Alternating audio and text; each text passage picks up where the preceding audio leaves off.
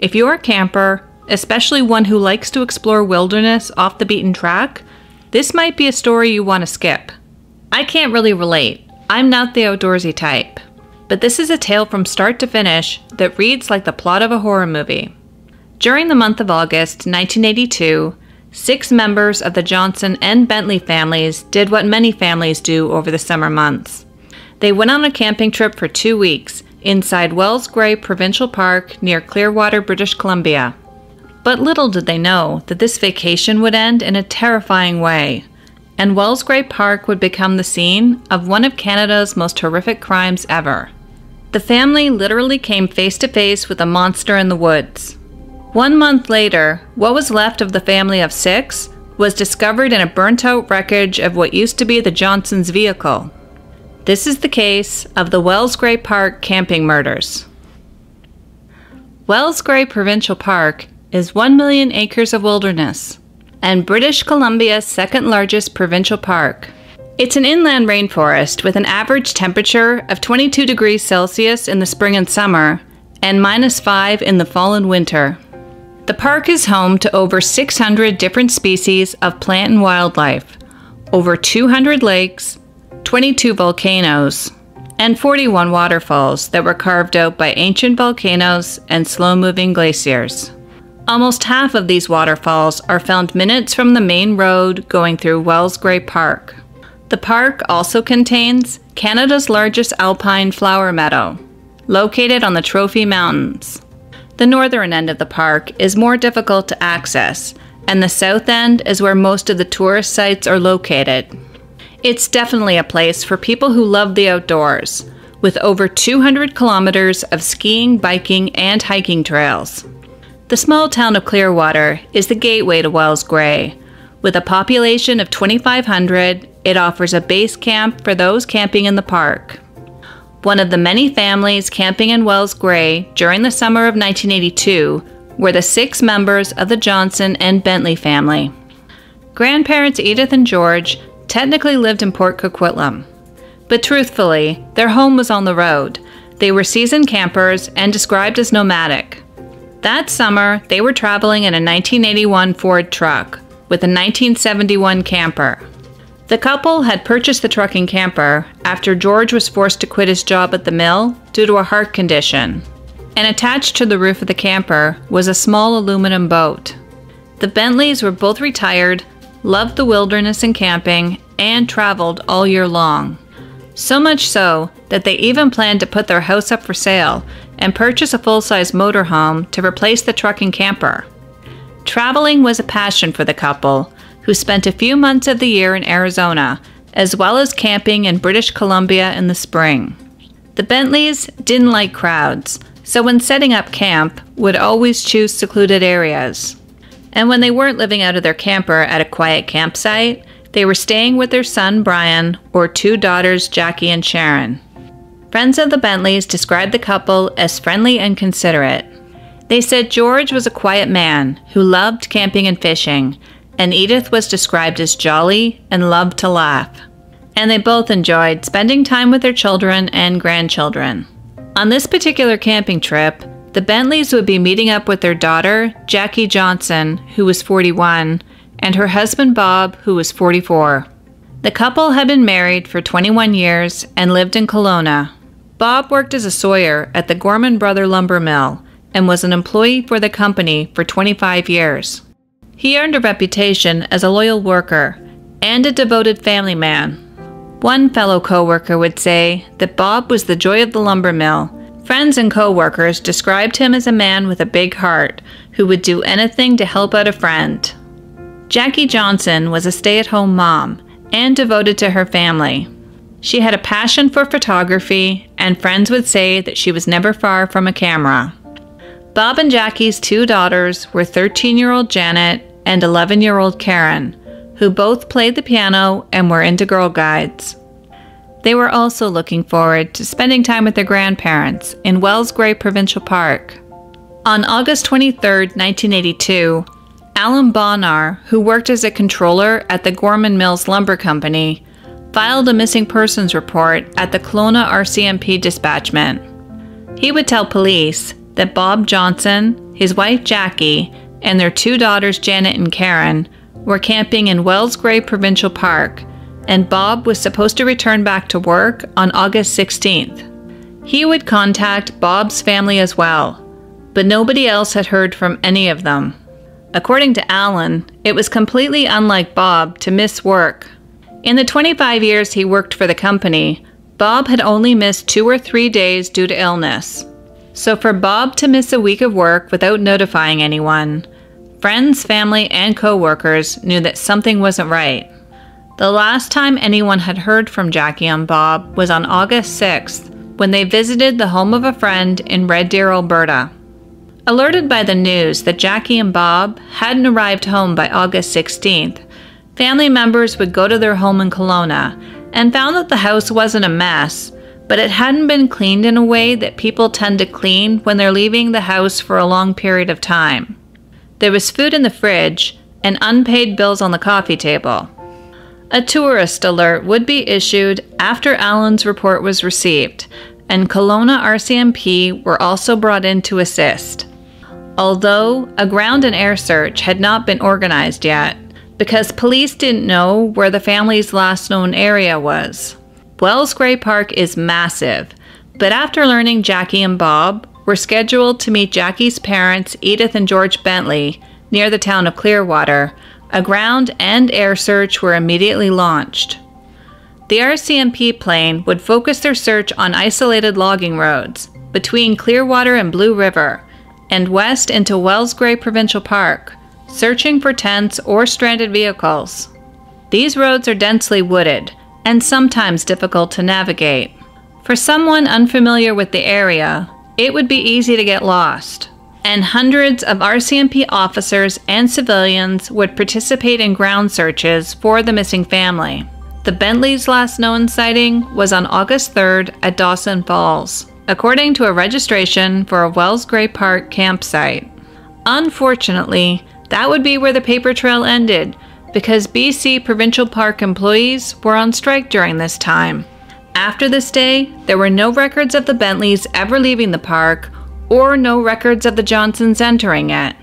But it would be later confirmed that Edith Bentley made a collect call on August 6th from the Chamber of Commerce phone in Clearwater to her daughter Sharon. She told Sharon they were having a great time and meeting up with Jackie and Bob in Wells Gray Park for some family time. Also suspiciously missing were the Johnson's '79 beige Plymouth Caravelle and the Bentley's 1981 red and silver Ford pickup truck with Vanguard camper and 12-foot aluminum boat. The family members of the missing would also conduct their own search, driving through the back logging roads and up and down the Yellowstone Highway, but found nothing. The family felt that the 6 of them were together, and if they were able to contact anyone, they would have by now.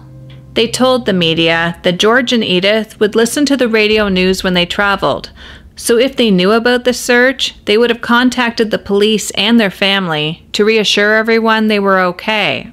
The first week after the family was reported missing sparked a few calls from people who thought they saw the family at a gas station, but those tips quickly fizzled out. And police still had no theories or clues as to what happened to the Johnson Bentley family, and described their disappearance as very strange. 2 weeks into the investigation, a gas station attendant would come forward and tell investigators they had given the Johnson and Bentley's directions to get to Kelowna through a remote gravel logging road. The attendant recognized the pictures of Janet and Karen and told police she recommended the Blue River area to a man who inquired about a good place to pick berries.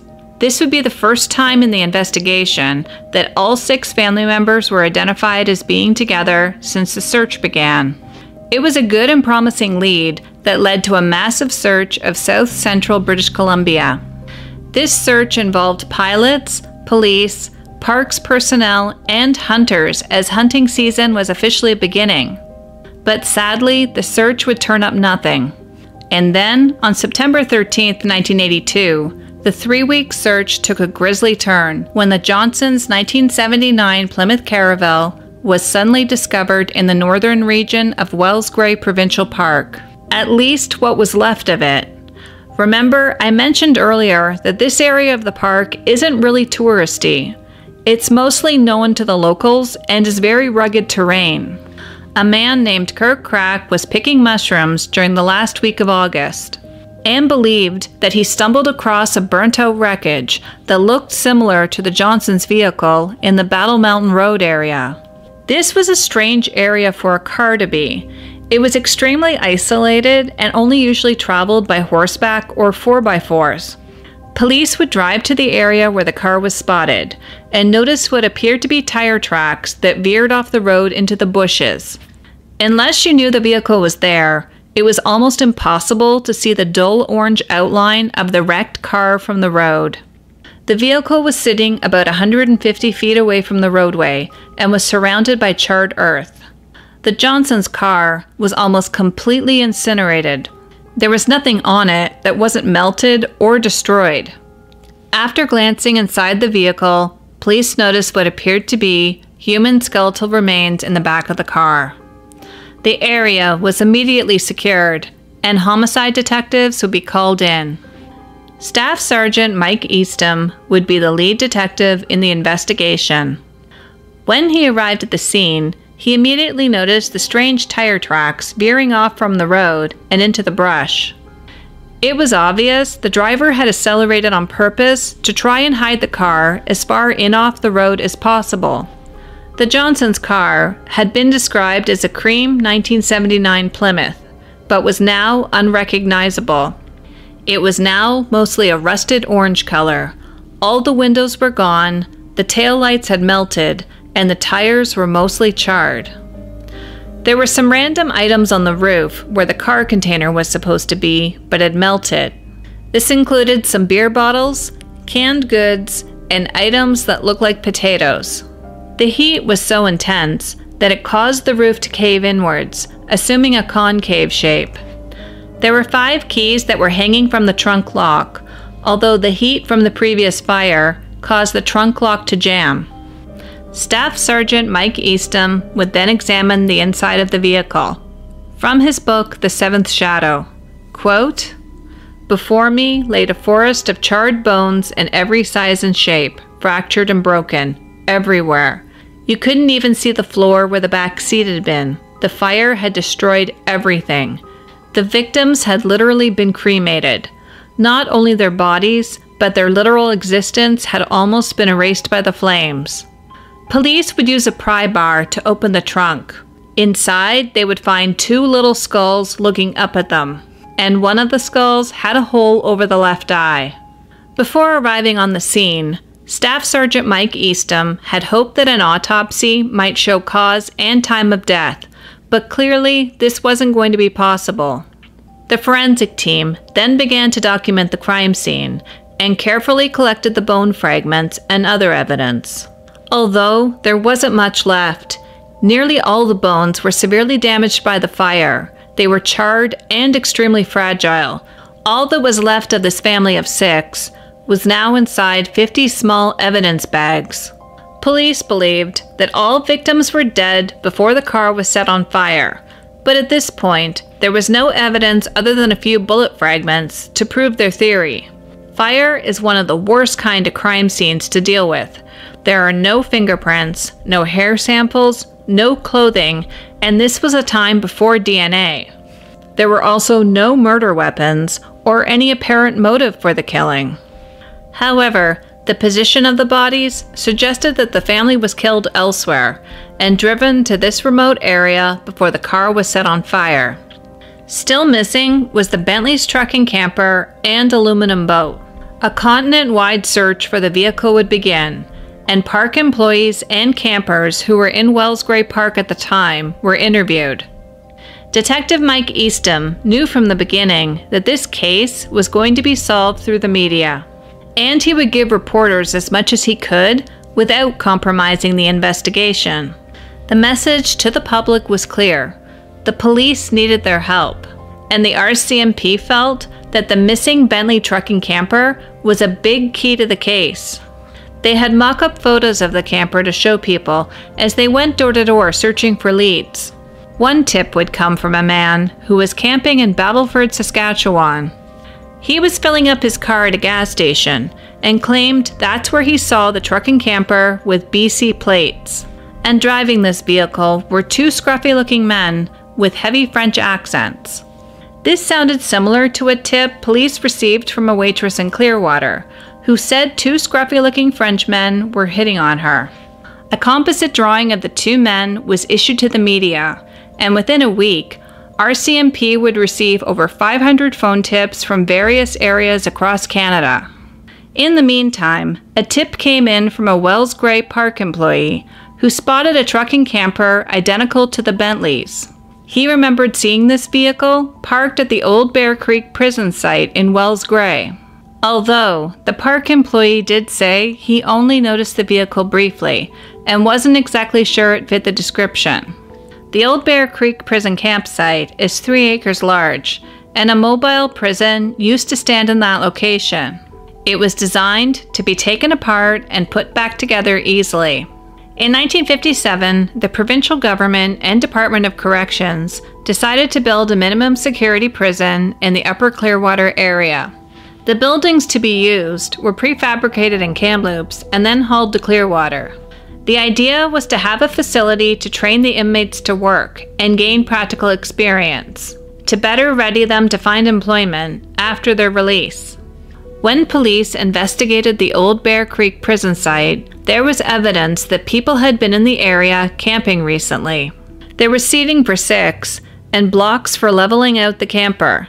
A couple of extra old stock beer caps were found in the fire pit, and unopened bottles were found in the creek nearby. This was Bob Johnson's favorite brand of beer.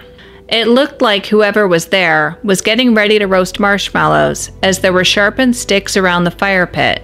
An intensive search of the old Bear Creek prison campsite found 6 spent .22 caliber casings. Detective Easton believed this was most likely the place where the Johnson and Bentleys were murdered. But this information would not be released to the public. Police call this holdback evidence, information that is only known to the killer. As the investigation marched forward, leads kept coming in about the elusive truck and camper, but they really didn't go anywhere. 2 months after the charred remains were discovered in Wells Gray Provincial Park, the coroner would make an announcement. 4 of the 6 members of the Johnson Bentley families had been positively identified.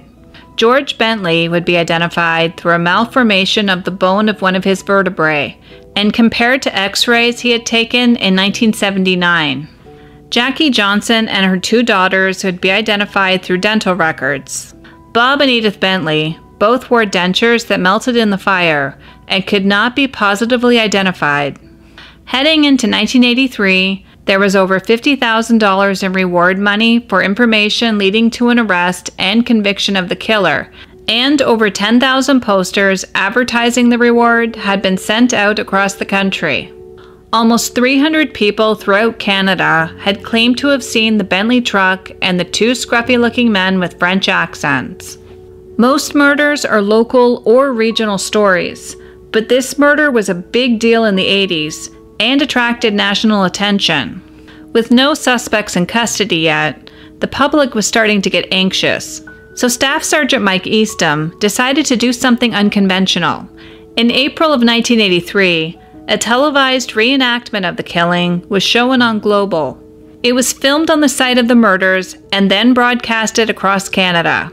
Police hoped the reenactment would spark someone's memory, but despite being flooded with calls, no solid leads came of the effort. For the reenactment, the RCMP had built a replica of the Bentley's truck and camper with the boat on top. Since they were getting flooded with tips that the truck and the camper was heading east, police then attached signs on the side of the truck, hoping that someone would see it and remember something about the case. And from there, the police drove the vehicle from British Columbia to Montreal, and when the truck arrived in towns or cities along the way, the RCMP would hold a press conference to let the locals know of its arrival.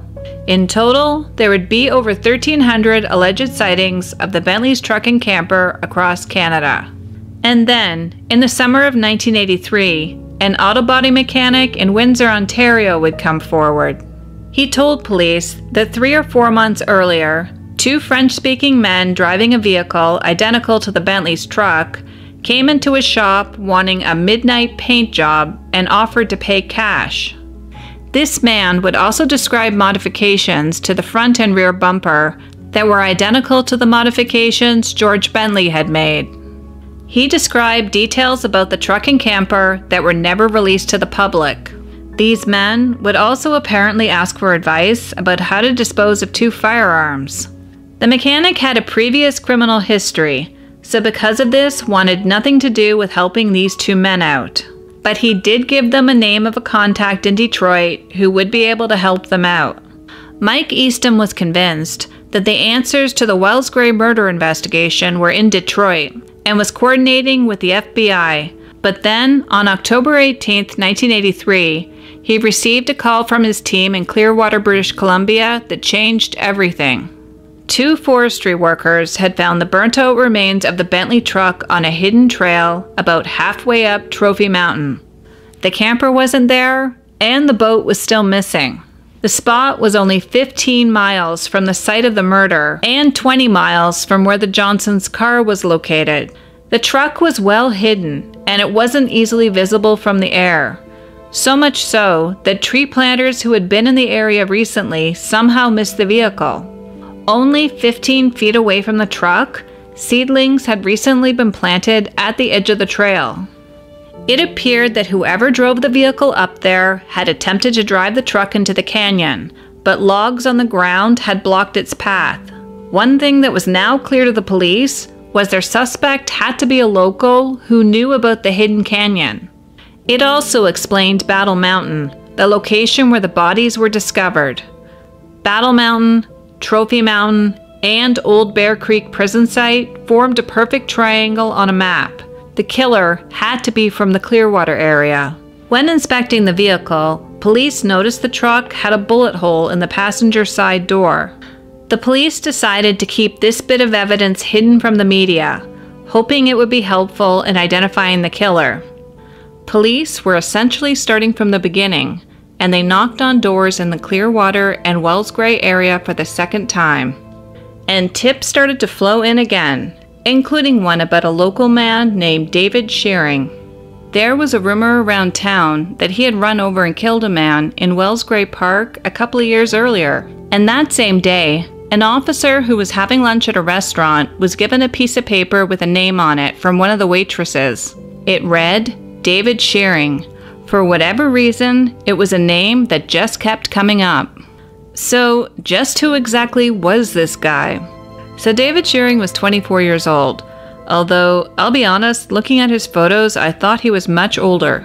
He was born on April 10, 1959, in New Westminster, British Columbia, and he lived only a couple of miles away from the murder scene. His family had moved to Clearwater when David was 5. He finished high school with about a 70% average and finished a heavy mechanics course.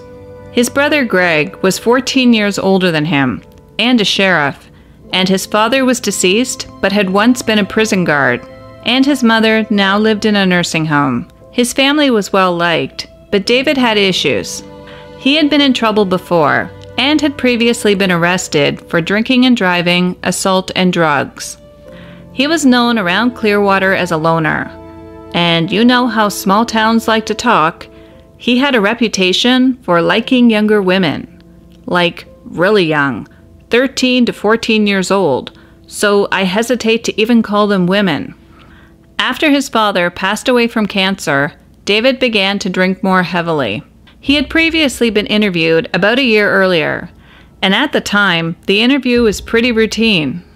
When he was asked about the Johnson Bentley murders, he said he didn't know anything about them or see anything, and also said the guilty people deserve what they get. David Shearing was starting to look like a potential suspect. He lived in the area, had a criminal record, and liked young girls. He also worked in Clearwater and would have to drive by the Old Bear Creek prison site twice a day where the Johnsons and Bentleys were camping. And the very next day, during a routine door-to-door search, a couple was being interviewed. At some point, the woman said to her husband, quote, Aren't you going to tell them about what David Shearing said about re-registering the truck with the bullet hole in the door? This was their holdback evidence. The police hadn't told the media about the bullet hole in the Bentley's passenger door. The man scowled at the woman, and she left the room. The investigator would pretend that he didn't hear her and left the home, but came back a few days later to speak to her when he knew she was alone. While investigating Shearing, police would learn that he was no longer in the area, but working up in Tumbler Ridge, a small logging town 600 miles north of Kamloops. When the RCMP detachment in Tumbler Ridge was contacted, they told Detective Mike Eastham they were dealing with a Clearwater local named David William Shearing and referred to him as a weird duck. Shearing had managed to get himself into some trouble up in Tumbler Ridge. On September 22, 1983, he was found with $40,000 worth of tools in his truck. RCMP Constable Ron Gurman had Shearing sit in his police cruiser while he inspected the truck and the suspicious tools. There were 2 other passengers with Shearing, and as the cop approached the passenger door, he could clearly see the hammer of a loaded rifle ready to fire. Constable Gurman made the executive decision to let Shearing go and arrest his traveling companion for attempted murder. The next day, however, a call came in to the RCMP detachment. One of the trailers in the engineers' camp had been broken into the previous night, and several $1,000s in tools had been stolen. Shearing was then tracked down by RCMP, just as he was digging a hole near a trailer. He and his friends were attempting to bury the stolen tools, and one of these guys was the same one from the day before who pointed the loaded rifle at the cop and was charged with attempted murder. He apparently had been taken to Dawson Creek Jail and then quickly released on a promise to appear. Shearing's court date for the stolen property charges was November 21st. In the meantime, he was expected to check in every week to the Tumbler Ridge detachment until his court date. Staff Sergeant Mike Eastham wanted to interview Shearing, so he and his team headed north to Dawson's Creek. However, David was no longer in Dawson's Creek and had boarded a bus for Tumbler Ridge. It was a direct route, so investigators had about an hour to arrange surveillance. On November 18, 1983, police picked up David Shearing in Tumbler Ridge as he got off the bus. They told him he wasn't under arrest, but police in Dawson's Creek wanted to speak with him.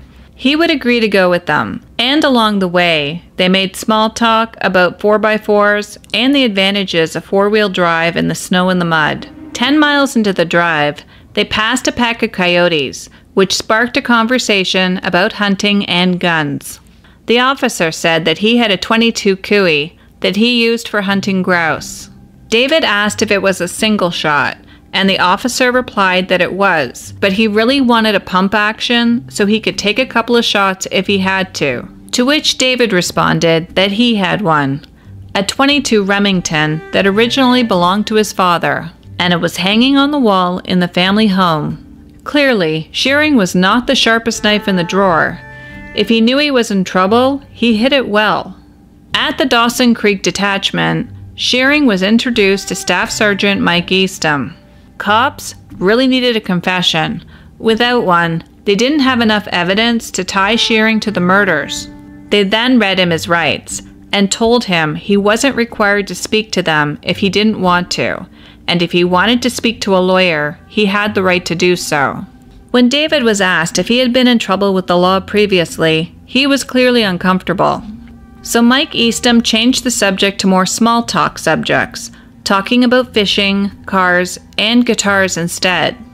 Then Eastham asked Shearing if he knew why the cops wanted to speak with him. He said he wasn't sure, and then asked, quote, "Are you guys investigating the Johnson Bentley murders?" Which was very random, although Eastham's name and face had been in the news, so Shearing had to have known who he was. Then Eastham told Shearing that they knew about the kid who was killed in a hit and run on Wells Gray Road, and they knew that David was somehow involved. Strangely, David's body would relax, and he started telling the police about that night, how he had been drinking and driving about 45 to 50 miles an hour. He didn't have time to slow down when he saw a young man named Dave Carter lying in the road. He was too scared to go to the police because he had been drinking, so he drove off and tried to forget what happened.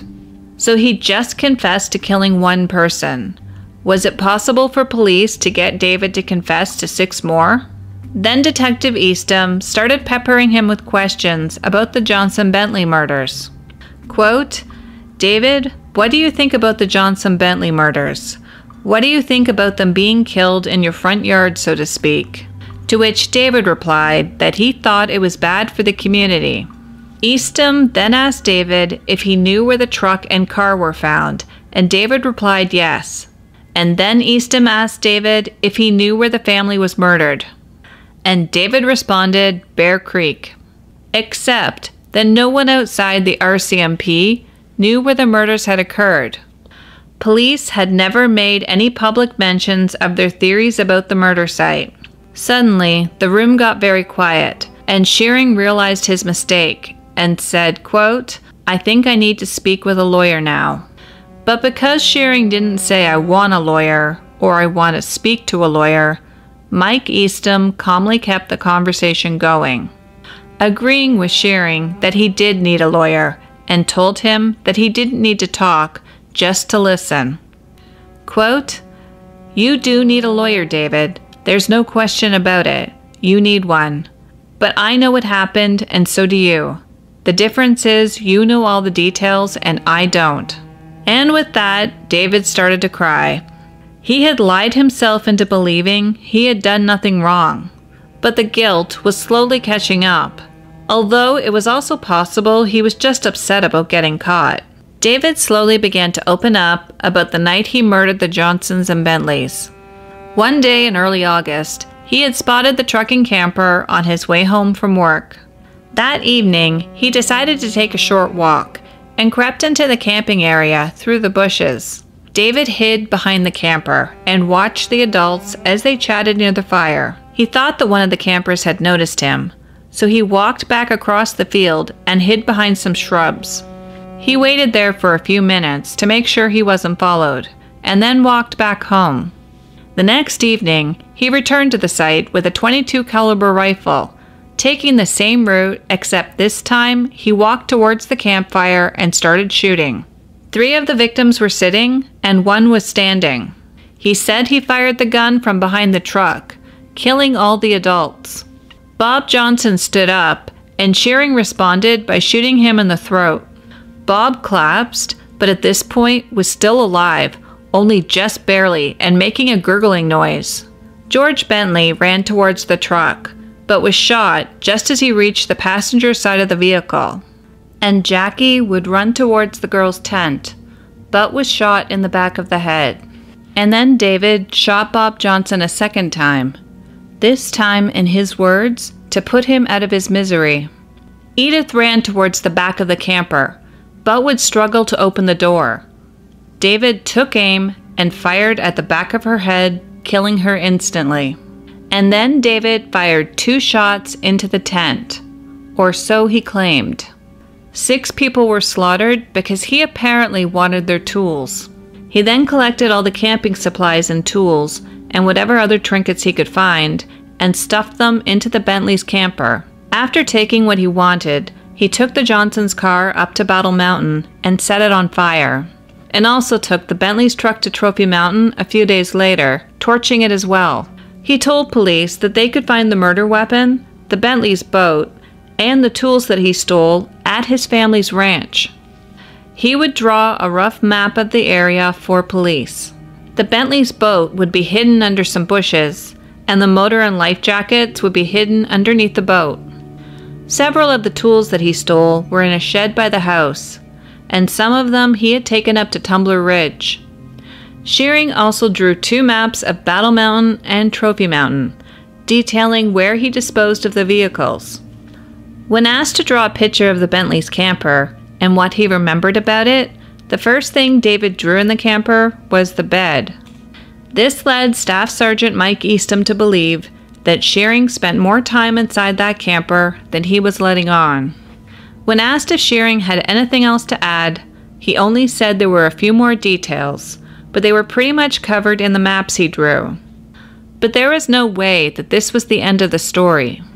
While his version of events was accurate as far as what he did and how he did it, and corroborated much of the circumstantial evidence, why he killed 6 people defied common sense. Nobody kills 3 generations of a family for some camping gear and tools. On November 21st, 1983, David Shearing would be charged with 6 counts of second-degree murder. The trial was guaranteed to be a circus. Even that very first brief court appearance was wall-to-wall people.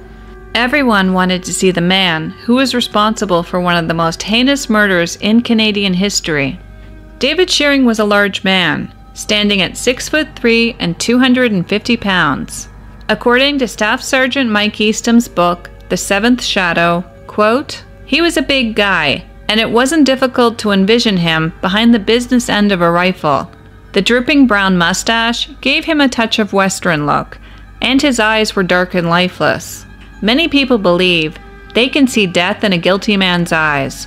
In this case, if that were true, Shearing had confessed without even saying a word. It was clear that Shearing had his nose rearranged a few times, as it was spread all over his face, and his meaty fingers were heavily stained from what must have been years of chain smoking. In the end, though, there wouldn't be a trial, because David would plead guilty to 6 counts of second-degree murder. A second-degree murder conviction in Canada carries an automatic life sentence. The issue would be that pesky little thing they call parole. Even mass murderers have the chance to apply for parole in Canada, no matter how horrendous the crime or how many people they killed. The prosecutor wanted David sentenced to the maximum. Parliament had given judges discretion ranges for parole eligibility in second-degree murder cases, starting at a minimum of 10 years to a maximum of 25 years. But up until this point, no one who had been convicted of second-degree murder had been sentenced to the maximum before. It would be up to the prosecutor to convince the judge this was necessary. On the morning of April 16th, Detective Mike Eastom paid a visit to David and told him he didn't have any reason to think that David lied to him, but had a feeling something else happened that night that David was holding back. After sentencing was complete, he wanted David to tell him the truth. The next day, on April 17, 1984, Justice McKay announced his sentencing decision. Quote, "2 of the victims were enjoying their retirement years. Mr. and Mrs. Johnson were raising a family and in the prime of their life, and the 2 young girls had their whole life ahead of them. The victims were enjoying a family reunion and camping in one of our wilderness areas when this senseless slaughter occurred. What a tragedy. What a waste. And for what? As best as I am able to judge, the only motive for this mass killing was that the prisoner coveted their possessions." Justice McKay then sentenced David Shearing to 6 concurrent life sentences, with a chance to apply for parole after serving 25 years. This would be the first time someone convicted of second-degree murder would have to serve 25 years in prison before having the opportunity to apply for parole. David Shearing's mother, Rose Shearing, expressed shock at the news of her son's arrest and conviction for murdering 6 people. And David's brother, Greg Shearing, was confused by the verdict. Quote, "I have a lot of questions I'd like to ask police. I have a hard time believing all of this. I can't say anything right now because it wouldn't be fair to Dave." On the evening that David Shearing was sentenced, Mike Eastom returned to visit him. No matter what David said to him, it wouldn't change his sentence. He received the maximum punishment allowed under Canadian law, although there was plenty of talk in the media about whether Canada should have abolished the death penalty 10 years earlier. Either way, Detective Eastom wanted the true motive for the murders, and he wasn't leaving without it. He reminded David that what he tells the Parole Board of Canada in the future might determine whether or not he was ever released. After taking a few moments to collect his thoughts, David started talking. He said that he saw the family on Thursday or Friday night and got it in his mind that he wanted the young girls, but he knew he would have to kill the adults first. He returned the next night, and watched the family for about 45 minutes while hiding in the bushes. When he knew the girls were in their tent, he crept into the campground with his rifle and methodically shot the adults one by one. Then David walked over to the tent. By now the girls were awake and asked him what all the noise was. He told them there were some bad people out there, and their parents asked him to stay with them while they went and got help. He told the girls to stay in the tent and not to come out. Then David took the bodies of the 4 adults and piled them into the back of the Johnsons' car and covered them with a blanket when he was done. And then he walked over to the tent and crawled in with the girls. From Mike Eastham's book, The Seventh Shadow. Quote, "I knew what he was going to tell me as soon as he was in the tent with those girls. But there was no experience in the RCMP that could have prepared me for my reaction. Before that, it had all just been an ugly theory in my head. But now, all my thoughts had been confirmed." As he explained what happened, I sat absolutely breathless.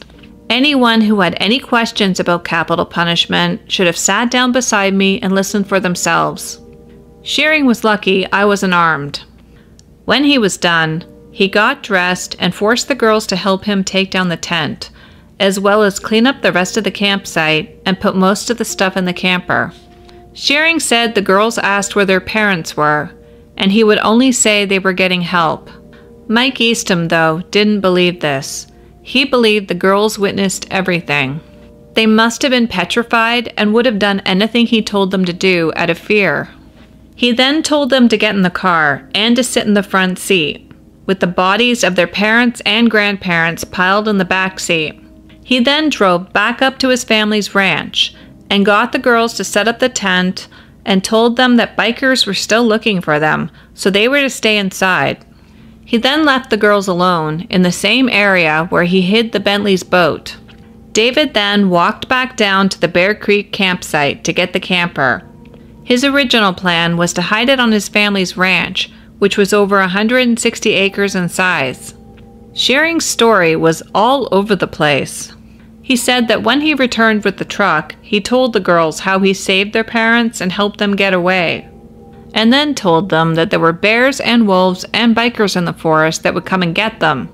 Once David was convinced they weren't going anywhere, he went back home to sleep and to work the next morning as usual, leaving the 2 girls alone in the forest with their parents and grandparents dead in the car. On Friday, Shearing returned and told the girls their parents were going to meet them at a remote fishing cabin.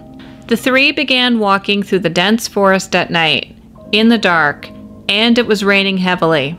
They had been at the fishing cabin for 2 days when there was a knock at the door.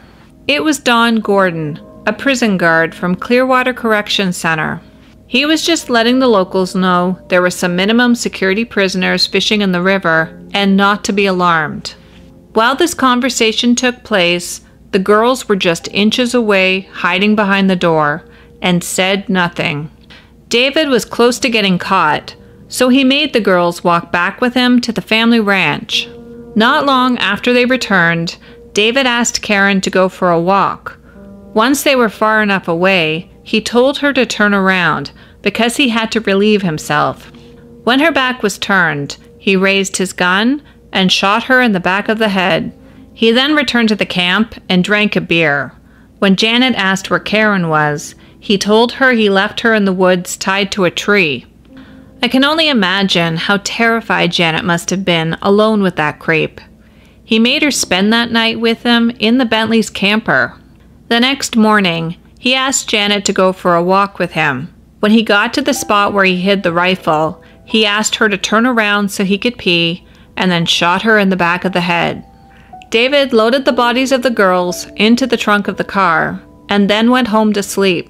By now, the bodies of the 4 adults had been decomposing in the back of the vehicle for 10 days. He drove it into the trees until the car got stuck in the mud. David then doused the car in 5 gallons of fuel and set it on fire, watching it burn for a while before returning home. This was around the time the tourist alert for the missing family was released. Shearing then took the truck and camper up to Trophy Mountain to burn it as well. He said he knew the area pretty well, and his intention was to drive the vehicle off the cliff so no one would find it. But unfortunately, the truck got stuck in the mud.